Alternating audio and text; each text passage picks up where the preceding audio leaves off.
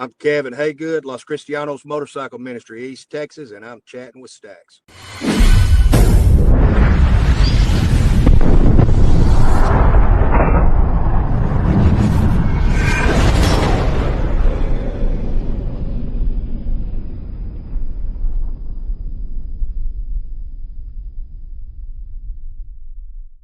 Welcome to this episode of Chatting with Staxx. I'm your host, Bill Staxx, and today I got Kevin Haygood.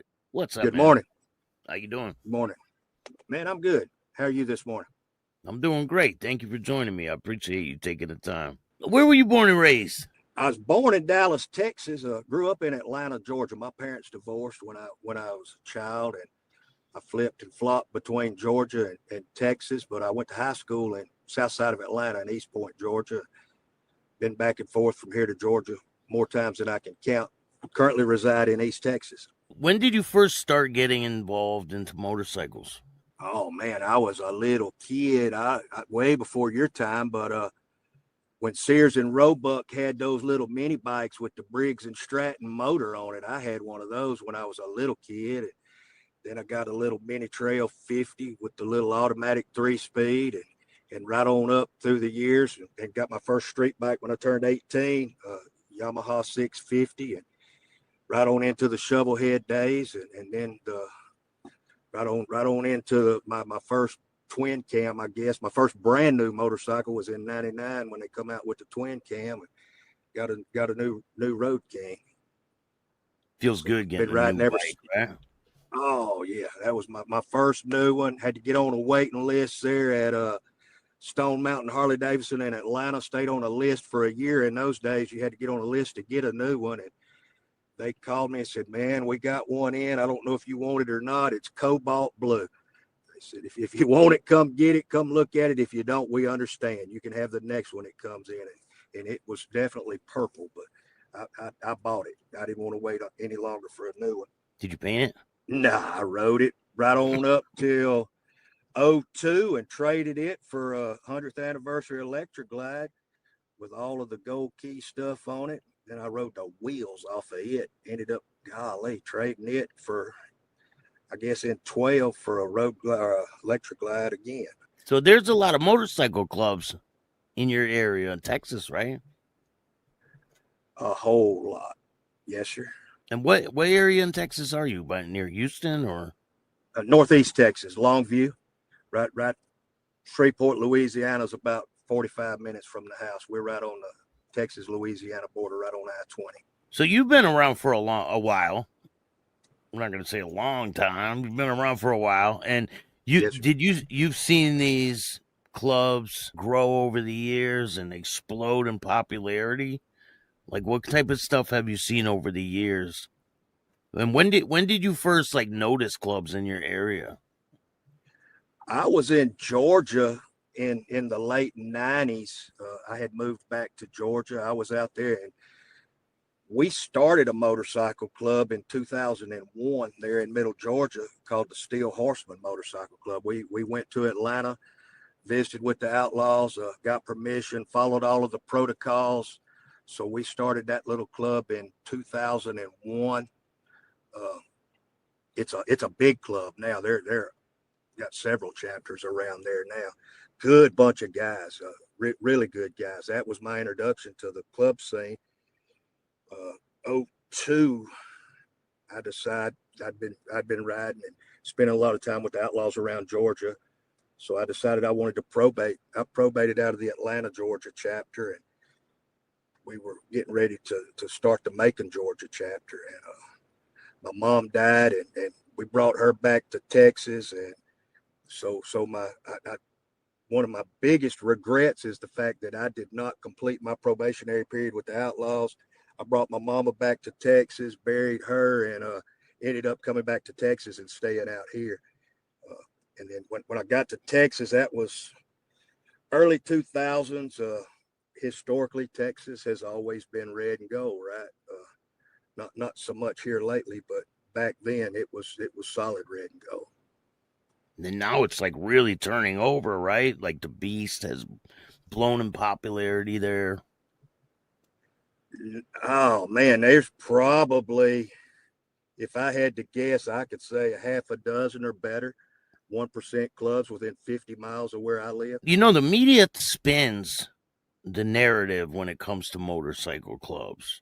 What is your perception of motorcycle clubs, 1% clubs? Depends on which one they are. I've got opinions. I probably need to keep them to myself.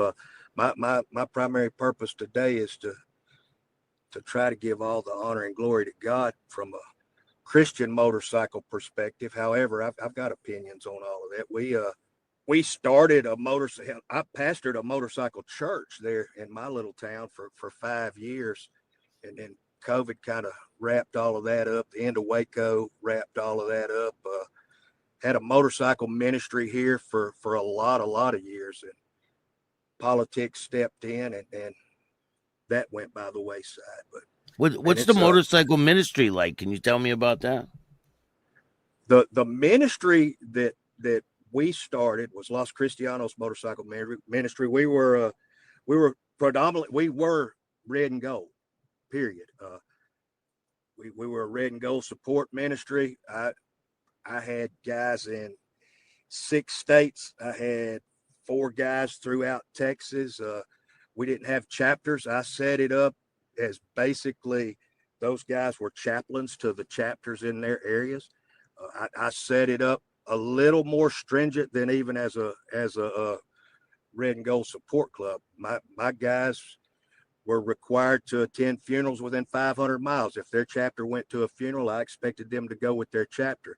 If their chapter had weddings or whatever, I mean, that was their responsibility to meet the needs of that chapter, whether it's marital counseling, drug and alcohol counseling, child counseling, whatever, you know. I mean, it was a cool deal.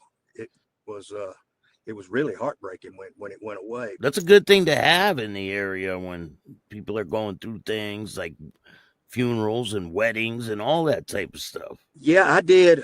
Golly, I've done way more weddings than funerals. I don't really like to do either one. However, that's part of it, right? But it's a joke for me, but I'd rather do a funeral than a wedding because they generally stay dead way longer than they stay married, right? But that's just part of it, you know? Yeah. But like notifications, death notifications, right? You go notify the family. Yeah, I have been with I've been with family members whose parents took their last breath, right? I mean, I've literally held the father's hand when he took his last breath. You know, it's very humbling, very, very humbling to be in that role. And man, I knew it was all a season when I went into it, and I'm truly, truly grateful that God gave me that opportunity to minister to those guys and spend time with those guys and plant those seeds. You know, I may have been the only Bible they ever read. You know, some days are better than others. You know, I love Jesus, but I will cuss a little bit, right? So I'll still sling one out there every once in a while. Me too. I'm the same way. Right on. So you were in Texas when the whole Waco situation happened, right? Yes, sir. I was pastoring that little church during Waco. There were 7 individuals out of the East Texas area that were there at Waco. Red and gold. I was, like I said, I was red and gold support for almost 20 years here in East Texas. Yeah, seven of the East Texas families were there at Waco. So they were caught up and arrested and everything? Yes, sir. Do you think they overstepped their boundaries when they arrested everybody that was there? Oh, Abel Reyna and those guys definitely stepped on their dude. I mean, there's no doubt about it. I mean, it was definitely overreaction. So what do you think happened there? Because there's different stories on whether the police are the ones that are responsible for killing them bikers or even starting the whole thing. Do you think that's partially true? I was not there, so I hate to even speak on it. You know, I've got opinions on all of that, but it's just that I was not at Waco, so I don't want to give an opinion on it. I think that if you read the reports and go back and look at all the ballistic reports and all such as that. It's a pretty good indication that I don't know too many bikers that walk around toting semi-automatic rifles with 223 rounds, right? Yeah. Yeah. I mean, it's pretty wild. So how did COVID affect your motorcycle club lifestyle during that time? Did it shut the whole thing down? Like what happened? No, man, I went to a lot of funerals that year. I would have to go back and look, but golly, I want to say that there were probably 20 would be a good safe estimate. We went to a lot of funerals that year. Again, you know, if the local chapters in my area went to a funeral, I went. I set the example, right? I led by example with my guys. If there was a funeral within 500 miles, I went. And I want to say it was a little over 20 funerals that year during COVID. A lot of funerals. That was just an odd period that we went through, right? Some of it was COVID, motorcycle wrecks. Just man, it was just a rough time during that period. Yeah, it was unreal how many people were passing away. And you couldn't be there for your family, like when they had the funerals for people or people were in the hospital, you couldn't visit them. Was that happening out there in Texas too? Well, it was, but it wasn't. And it's kind of a funny story. My wife shared the memory on Facebook the other day, and I was looking at it. A brother was in the hospital there in East Texas, and they wouldn't let me in. And I pulled my pastor card and I said, you know, I'm his pastor. I'm not just his brother, I'm his pastor. And she said, well, you're just going to have a seat over there. And this gentleman walked in with a 3-piece suit and the shiny shoes, the slick back hair. And he wanted to make a pastor's visit. And the little pink lady at the desk, right? She said, well, I'm sorry. We're trying to get all of that sorted out right now. And she pointed at me. She said, this gentleman's been sitting here for almost 3 days waiting to get up and see his person there. He said, well, I'm a real pastor. See his person there. He said, well, I'm a real pastor.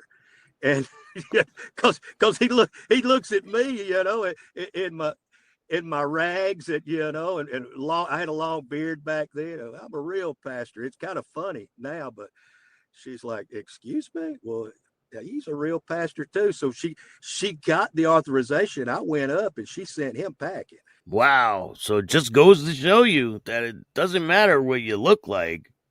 No. Right? Wow, that's crazy. And the judgment on people, right? Yes, sir. That's a major reason why I do this show, is because the media tries to portray bikers as criminals. Me and a brother out of Terrell rode to Odessa, Texas for a funeral, which is a pretty good little ride from our house, about 7 hours or so, So we rode over, made a funeral. We're coming back. We hit Mineral Wells coming home, and then we were exceeding the speed limit, no doubt. We were riding hard, and we saw the Texas State Patrol make a U-turn, come around and get behind us, and we pull over. Man, he kept us on the side of the road for about 35 minutes. First thing out of his mouth was, what gang are you in? Right. Which pretty much set the tone. And I'm like, dude, we're coming from a funeral. We're motorcycle ministers. We just came from a funeral. He said, well, you're wearing red and gold. I said, no, I'm wearing gold and red. There's a difference. And he's like, well, you mean to tell me that you preach to a bunch of criminals? I mean, that just set the tone for the whole deal, right? Man. So it literally on the side of the road for about 30 minutes. I got a copy of the video. I requested it and requested an apology. I ended up getting a written apology that he had profiled us. And I gave it like I got it for about 30 minutes on the side of the road. And I'm finally like, dude, either write us a ticket, let us roll, enough is enough. I said, sounds to me like you're the one that needs Jesus, right? I mean, that was right when that George Floyd deal was going on. So I know they were a little on edge anyway. And I think there were some riots going on in Dallas at the time. So everybody was on high alert. But golly, shortly thereafter, I got let go from a job. And man, every time I'd go for a job interview, I would get as far as the background check, and that was as far as I could get. And somebody said, well, you know, Texas has got a gang database. You may want to check and see if you're in it. And I went to my local police department there in the little town I live in, went in and introduced myself to the police chief, super nice guy, told him who I was, what I wanted. I said, man, is there any way you can check and tell me if I'm in this database? He said, sure. He pulled me up on the computer. He said, yeah, you're in there. He said, but yours has got I don't remember what he called it, but they have to resubmit it every 12 months. And mine did not have that. Mine was set indefinite, right? And I was like, golly. He said, yeah, you probated for the Outlaws back here in the 2000s. You rode with this club. You did this, you did that. And you're now here. And I'm like, golly, dude, what do I need to get out of this? I said, dude, I'm their pastor. You know, I've been a heathen my whole life, but I'm not that guy today, right? Yeah. And he gave me a detective's number out in Midland and told me to call him, that this guy out in West Texas handles the gang database. And I called him, and it was super nice guy. He said, give me a couple of days, call me back. He said, I'll see what I can do to take care of it. About 2 days later, he called me. He said, you're out of there, man. I took care of it for you. I understand your circumstances, and I appreciate you giving me a call. But what's crazy is they don't tell you, right? I mean, if you don't ask, you don't know. They could put you in this database, and you don't even know you're in there unless you ask if you're in there. Wow. And it shows you that they think that all people that are involved with clubs are criminals. So I'm automatically gang related, right? It's just crazy. You're a pastor. You're doing great things. You're trying to help people, right. And you're trying to find a job, and they cut you down. And you didn't know why at first, right? I had no idea. My wife and I are going like, golly, what's going on here? You know, I never make it past the background check. I've got a pretty decent looking resume. You know, I'm a professional guy. I just look like this, right? Yeah, but you don't look like a criminal. I don't think I do. It don't wash off. I look like what I look like, right? I mean, it is what it is, right? Have you been to prison in the past? No, I have not. In fact, I'll just throw this on out there, man. I worked for the Georgia Department of Juvenile Justice as a juvenile correctional officer back in the late 90s. In fact, that's one of the reasons why I could not be a Bandido when I moved Texas, right? So, they don't accept ex officers. Yeah, regardless that I did not have arrest powers or anything, it's just in their bylaws. So, I was not allowed to be a bandit. In fact, I don't know if this is the appropriate time or place, but I'll throw it out there. After 20 years supporting these guys, that was the reason that I was given that they abolished my ministry in 6 states. It was because I was a correctional officer 25 years ago. And does that make you feel like this isn't brotherhood? Oh, it made me feel a whole lot of feelings. You know, today, I'm good today, but 3 years ago when it happened, bitter, angry, I don't know how to describe it, right? I'm like, golly, dude. I had benefits for some of these guys, hundreds of thousands of dollars, literally, you know, over the years that I've handed these guys duffel bags full of cash. And to see them on the street, and since I no longer wear their colors, they don't even acknowledge me. It's kind of sickening, isn't it? That's pretty wild. And you dedicate your whole life to it. There were times I told you that I set the example for these guys, right? I led by example. I didn't ask them to do anything that I hadn't done or wasn't willing to do. And I truly not only love this lifestyle, but I live this lifestyle, right? I don't wear a 1% patch, but I can assure you I'm a 1%er at heart, right? And I love those guys. I love those guys. I spent more time with them than I did with my family. I neglected my wife, my children, my job to spend time with these guys, minister to these guys pour into their families, pour into their wives, their children. My wife would minister to their wives. I mean, this was a joint deal, right? We're partners in this, and then just literally just turn their back. They don't even know us anymore. That's crazy, isn't it? Can you walk me through the day that all this transpired? Turkey Run 3 years ago. They have an annual the Thanksgiving. They call it the Turkey Run. I was called and told me to meet one of the local nationals. Meet up with him. I met him. He said, they've decided that we're going to abolish your ministry. I said, and without getting into the who's and I'm not going to call names and do all of that, but man, I took my rags off and handed them to him. You know, well, here you go. He said, well, cut your patches off, keep that custom vest of yours, and we'll go from there. I'm like, no, dude. I mean, if you want it, here it is, right?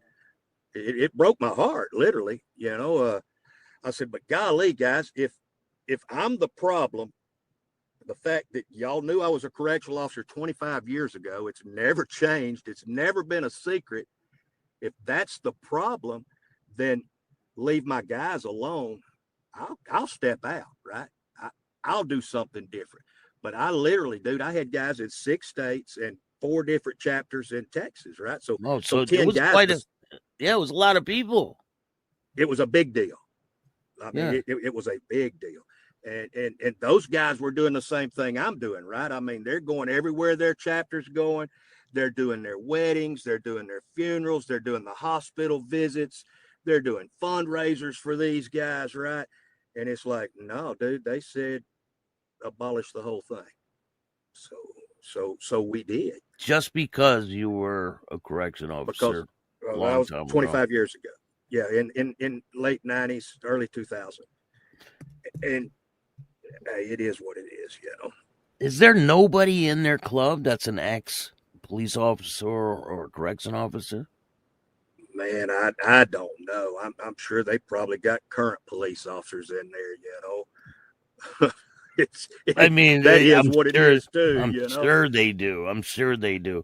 There's a No, lot of do. clubs that accept ex-law enforcement. I mean, clubs were built on people coming back from the war and people that were doing service for the country. Like, so, I mean, I don't understand why they would do that. Politics. I'm you know, I don't know the club politics. I'll stay out of all of that.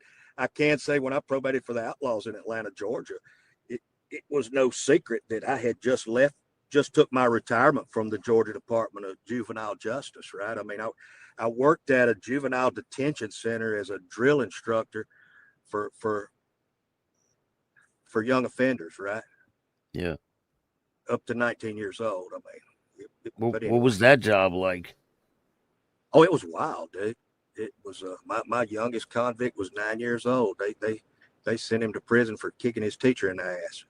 You know, I mean, it was a 90-day boot camp facility. Oh, so these kids went through this grueling, like a scared straight kind of deal. I mean, we went to they sent all of us to Fort McClellan, Alabama, to drill instructor school, and we became certified drill instructors, and it was a sure enough intense boot camp program for juvenile offenders. It was a cool job. I enjoyed a lot of yelling. Oh, dude, I lived it. I loved it. Yes, sir. You scare them kids, right? You try to scare them.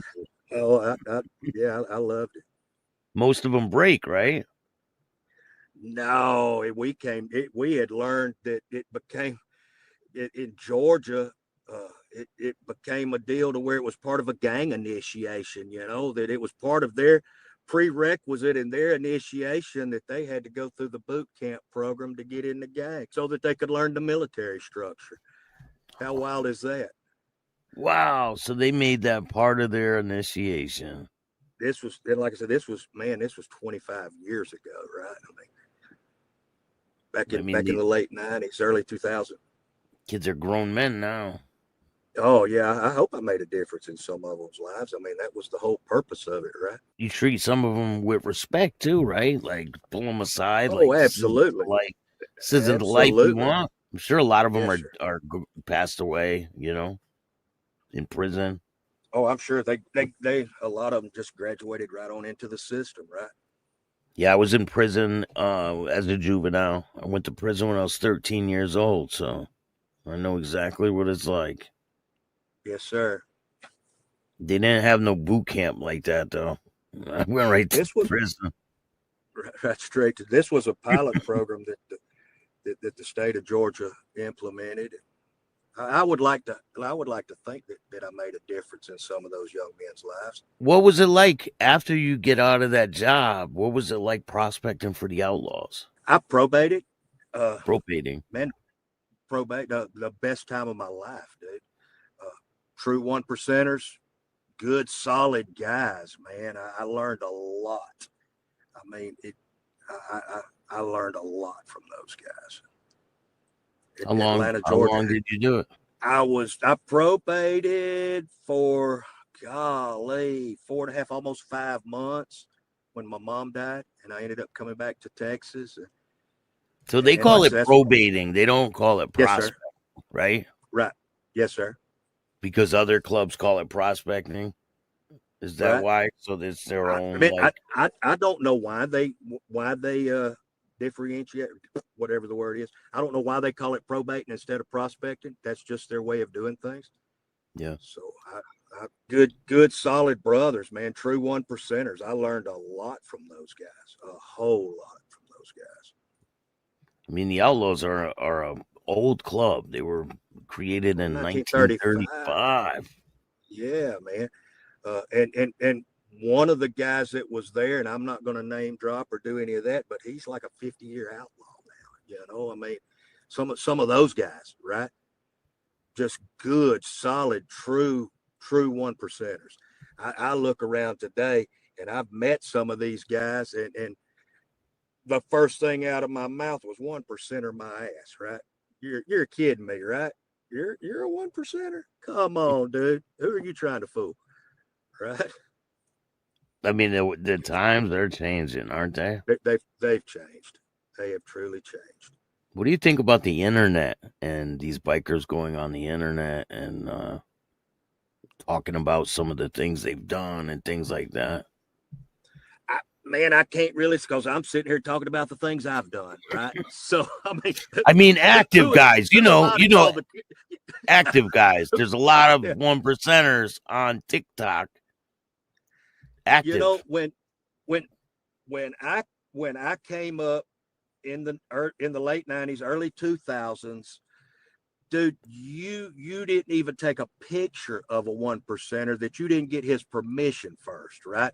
And you certainly did not post it. Well, there wasn't really anywhere to post it back then, right? But you didn't take pictures of a 1%er that you didn't get his permission first, right? I mean, and they didn't go on the news, they didn't do interviews, they didn't talk about, they were about it, they didn't talk about it, right? 100%. It's a different world. It's a different world. It truly is.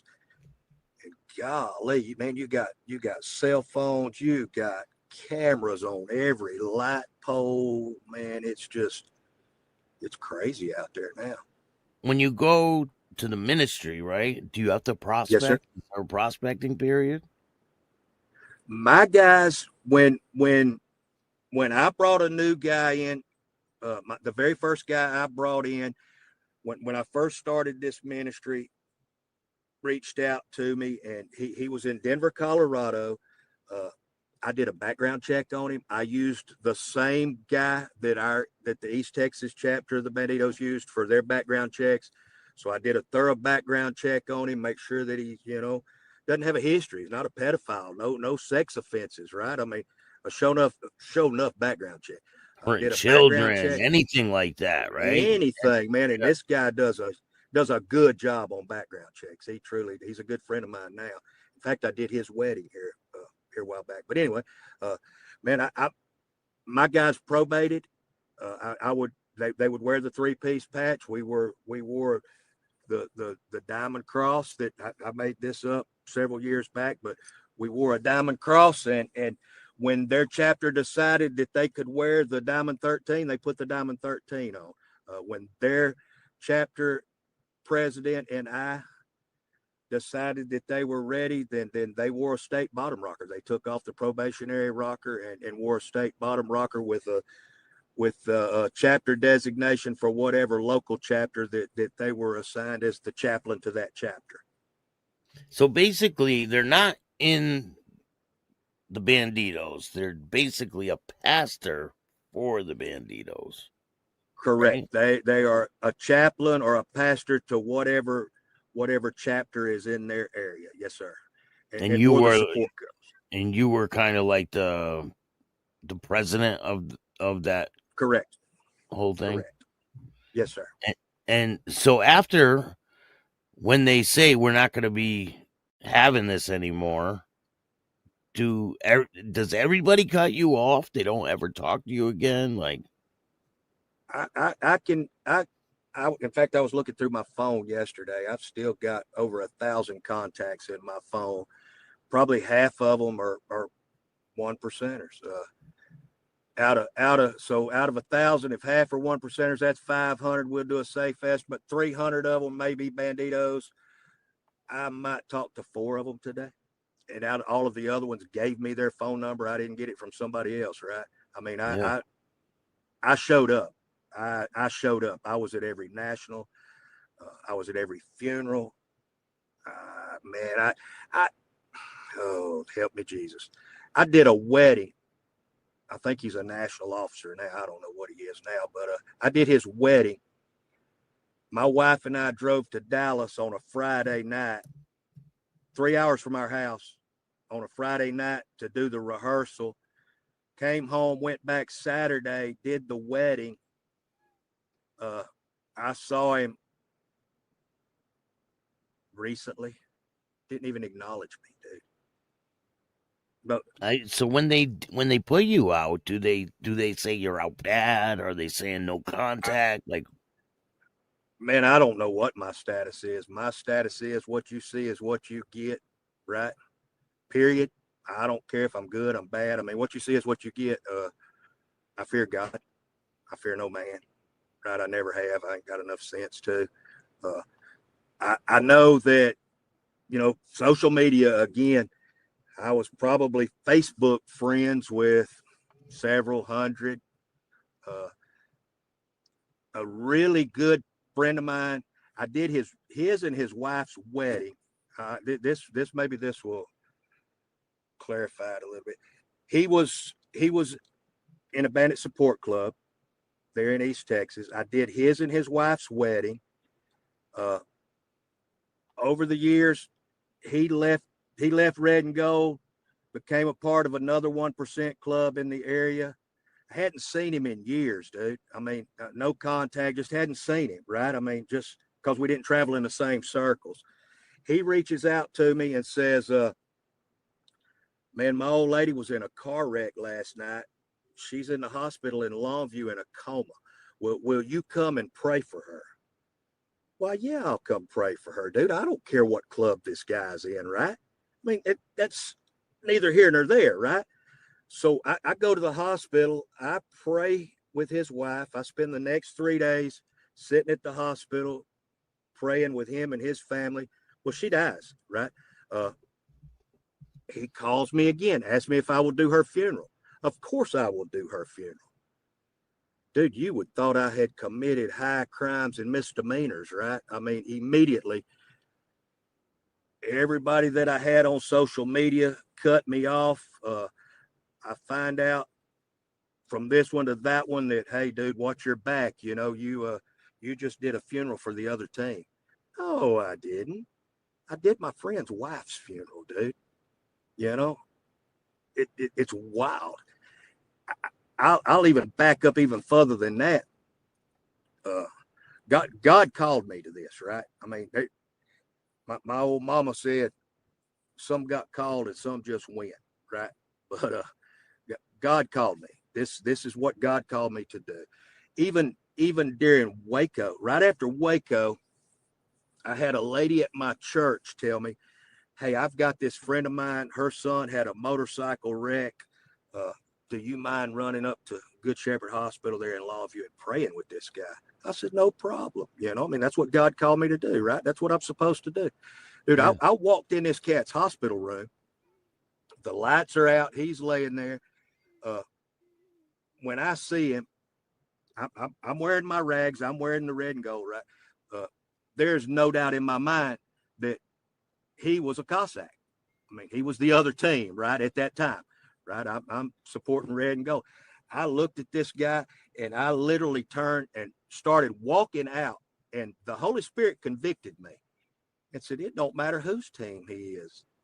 He's on my team, right? I turned around, I walked back in there, and this guy woke up. His eyes were about this big around, and he said, what the are you doing here? I said, man, and I told him the lady's name. I said, she said you were involved in a motorcycle wreck. I go to church with her. She asked me to come pray for you. I said, trust me, I don't want to be here any more than you want me here, but I'm going to pray for you if that's all right with you, right? And he said, yes, please, right? I mean, because that's what God called me to do. I can't, you know, I'll get a little excited, and I can remember back in the 70s and the 80s and the 90s when everybody was killing each other, East Coast, West Coast, right? I mean, I can remember that.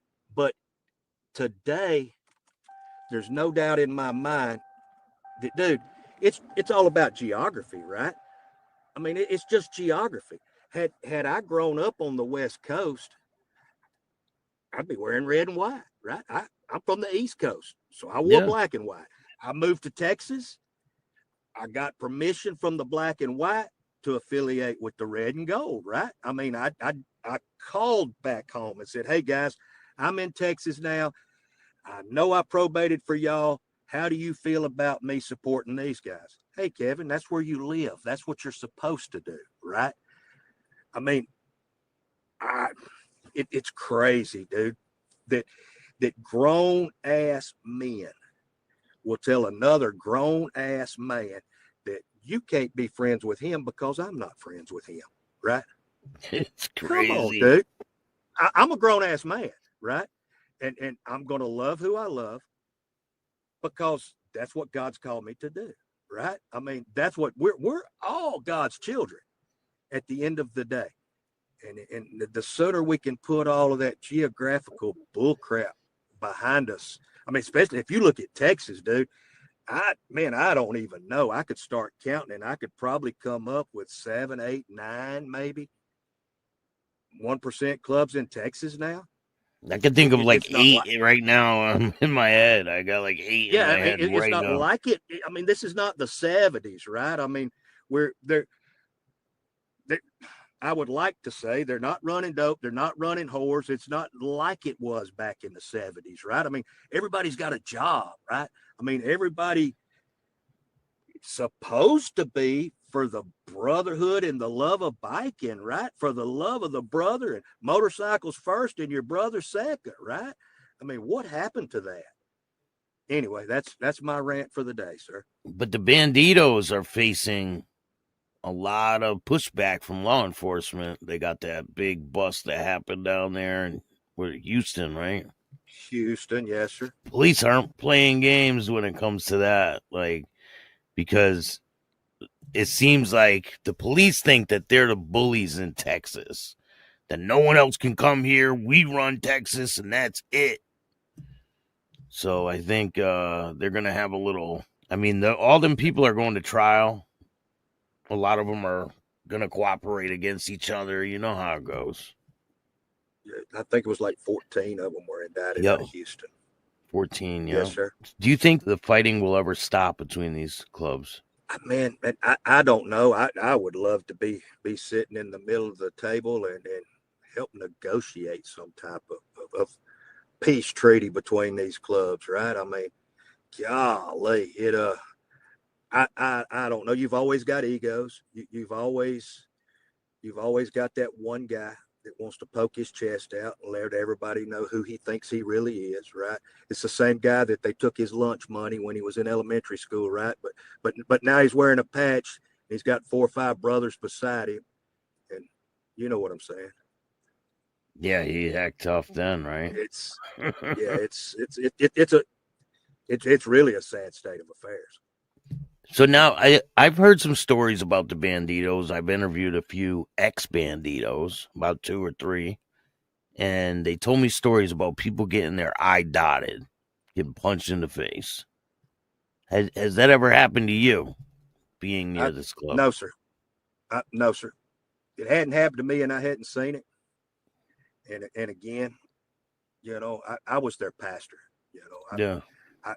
There's a lot of things that I have seen that I'll take them to my grave. Right there is that such thing as pastor or clergy confidentiality. Right. I mean, I'm their pastor. Right. People that tell you no, things. Yeah. You're supposed to right, hold it in right. confidence, right? But I've never been dotted, nor I've never seen anybody get dotted. But then again, I was not privy to a lot of that. You know what goes on. Yeah, like you weren't sitting in the meetings and things like that, right? No, I've been to a lot of their card games, but we usually like support club guys. You know, I mean, you come in and be dismissed, and they handle their business, and it's not my business, right? Yeah. So you've rode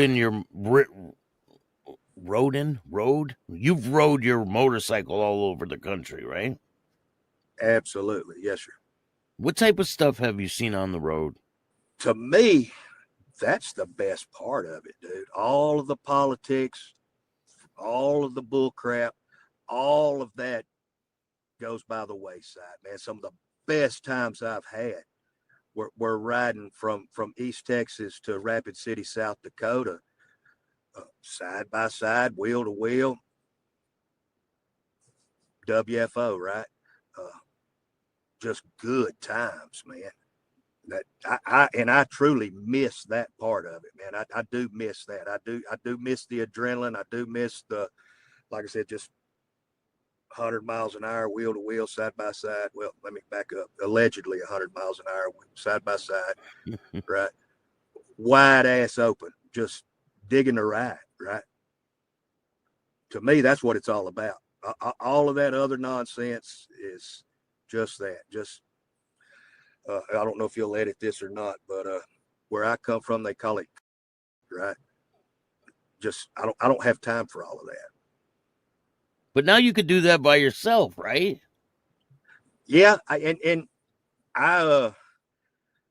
I do miss it. You know, I mean, there's a difference in riding by yourself and riding with a half a dozen other guys that have the same mindset you have, right? I called their nationals, and I've retained my patch that I had. I changed the colors on it. I changed the format on it. Before it was the Bandido sombrero with the serape on it. It was red and gold. I don't know if you've seen my patch or not, but my life is an open book. I ain't got nothing to hide. So I called them and told them that I was gonna. This was like about 2 years after I was asked to abolish it. I'm like, you know, God did not uncall me. God called me to motorcycle ministry. I'm not gonna stop, you know, and originally God gave me that patch design in a dream. I know people think I'm crazy when I say that, but literally God gave me that patch design in a dream. So I changed the sombrero to a cowboy hat, and I changed the colors on the serape to look like a saddle blanket, basically, right? Changed the colors from red and gold to red dirt and tan for Texas, right? I dropped the Texas bottom rocker and put a Jesus is Lord bottom rocker on it. I still wear my diamond cross. I still wear my diamond 13. As far as I'm concerned, I earned it. I'm going to wear it, right? I still got some local guys that we get together, and man, I love those guys. I'll always love those guys. Whether a lot of them have quit.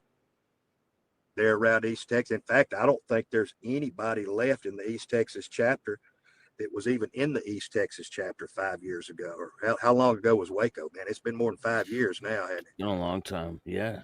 Been a while. Yeah, none of those, all of those guys are not even in anymore. You know, they've all since quit But why don't you Good, good start bunch your of own? guys. Why don't you start your own thing?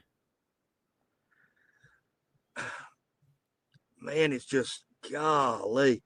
You know, when I first started, even the red and gold ministry, my wife and I did it by ourselves for a long time, and until, like I said, the young man in Denver reached out to me, and he wanted to be a part. I don't trust people, you know, and I trust people even less now than I did then, right? Uh, you can do all the background checks in the world. You can spend time, but you really don't know who anybody is until you spend time on the road with them, right?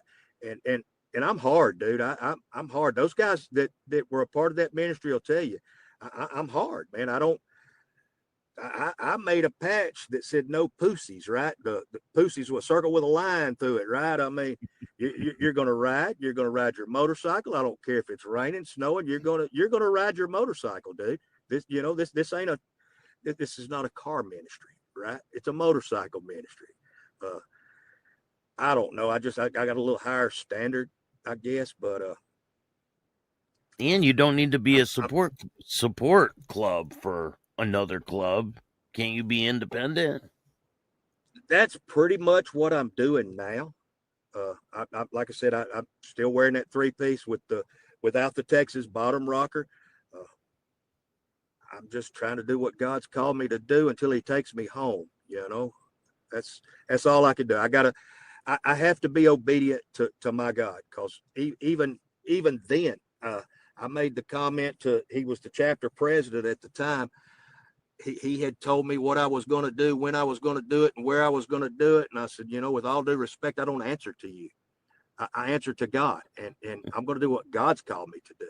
And if I feel led by the Holy Spirit to be there, I will be there. If not, you're not going to mandate to me where I'm going to go and what I'm going to do. I do it because I love it, and that's the lifestyle, right? I mean, I love it, but not because you're going to make me do it. And I would tell my guys, dude, if it comes down to the point to where I got to make you do something, I don't want you around, right? If I got to make Yeah. you, if I make something if it's mandatory, you don't need to be here, dude, right? I had one tell me one time, man, I'm thinking about quitting. Well, as far as I'm concerned, you just did, right? Yeah, don't think I mean, about it. you've already quit in your mind, right? So Yeah. if you're thinking about quitting, you just did, Han.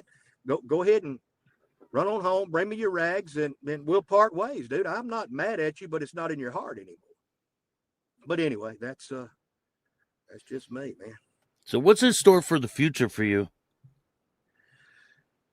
Man, I don't know. My wife and man, I got a good old lady, dude. And I need to back up and give props to her. I'll tell you a little story.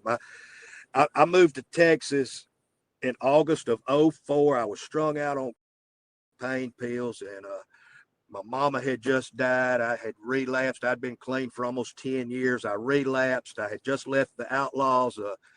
I come to Texas to get clean is how I ended up here. Long story short, I met my old lady December the 1st of 04 on a blind date. We both pulled up at the same time. If she had an ass this wide, I was going to turn around and keep going, right? And she said the same thing about me. If I got out of the car and didn't have any teeth, she was going to turn around and keep going. So we both got there early, right? To check each other out. So that was December the 1st of 04. We were partying and courting and lying to each other. You know how you do when you first meet. And man, we come to on December the 17th of 04. We come to literally looked at each other. I said, look, I kind of like you. And if there's going to be any chance of a future between me and you, we can't do this no more, right? I mean, we got to quit this. So December the 17th of 04 was the last time me or my old lady had a drink or a drug. So we're coming up on 21 years clean and sober. We got married. That my Narcotics Anonymous sponsor told me we needed to be clean for a year before we got married. So we were clean for a year and a day. So we got married on December the 18th of 05. Best thing ever happened to me, man. I mean, Congratulations. she is truly my partner.